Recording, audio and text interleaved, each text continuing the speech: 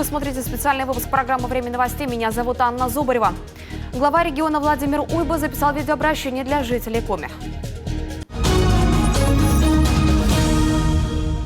Бурлон Дунайортис. Добрый день, уважаемые жители республики. Сегодня расскажу о форуме «Молодежь Коми-2022». Стартовал форум вчера и работает на базе детского оздоровительного образовательного центра «Гренада» в Сыктывдинском районе. Форум проводится ежегодно с 2019 года. В 2021 году мероприятие прошло в статусе окружного образовательного форума для молодежи Северо-Западного федерального округа. В этом году он организован на средства гранта Всероссийского конкурса молодежных проектов Федерального агентства по делам молодежи.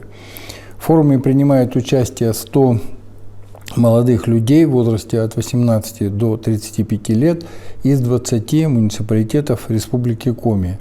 Это юноши и девушки, которые активно интересуются инновациями, общественными кампаниями, гражданскими инициативами, молодежь, для которой не безразлична судьба родной республики и страны. Для них на базе Гренады создана образовательная площадка по 4 направлениям.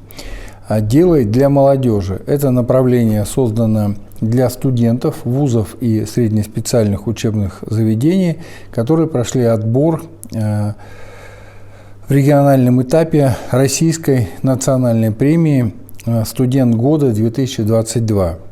«Делай для села» – направление само за себя говорит и знакомит молодежь с новыми форматами ведения сельского хозяйства, с мерами государственной поддержки для начинающих и действующих фермеров и агротуризма.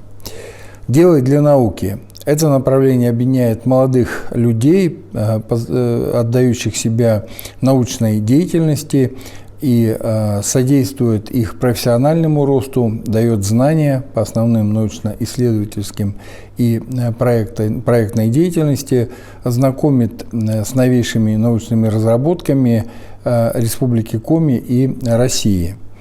«Делай для экологии». Цель данного направления – обучить молодых людей практическим навыкам экологического поведения в быту, на природе, ну и во время туристических поездок. Форум продлится до 16 сентября. Ну и я хочу еще раз подчеркнуть, что работе с молодежью правительство республики уделяет особое внимание и создает условия для того, чтобы каждый молодой житель нашей республики мог получить достойное образование, реализоваться в профессиональном и личностном плане, ну и также имел комфортные условия для работы и жизни в республике. Еще одна новость. В Международном детском центре «Артек» завершился 7-й Всероссийский фестиваль ГТО среди школьников. Он проходил с 4 по 12 сентября. По статусу это суперфинал ГТО для российских школьников, который собрал 555 обладателей золотых значков ГТО. 71 субъект страны представил своих участников. Ну а на муниципальном и региональном этапах фестиваля участвовало свыше 200 тысяч учащихся. То есть вот такой отбор. Из 200 тысяч прошли всего 555 ребят.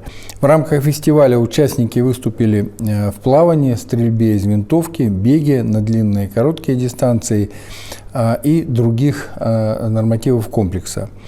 В состав сборной Республики Коми вошли 8 сильнейших школьников из Сыктывкара, Ухты, Княжпогоста и Сыктывдина. Наша команда заняла 14 место, а вот в личном зачете отличился Владимир Быстров из Ухты. Среди мальчиков 4-й ступени комплекса, это возрастная категория 13-15 лет, он стал победителем из 142 сверстников. Поздравляю всех наших ребят с достойным выступлением в суперфинале ГТО, ну а Владимира Быстрова с победой, яркой победой, и желаю, конечно, новых достижений, успехов в учебе, в спорте, творчестве. Вы, ребята, большие молодцы, что достойно выступили и доказали, что в Республике Коми спорт – это действительно очень большое достижение, и многие им занимаются. На этом у меня сегодня все, уважаемые жители республики. Берегите друг друга. До следующей встречи. Ставбурса. Это был специальный выпуск программы «Время новостей». Всего вам доброго и до встречи в эфире.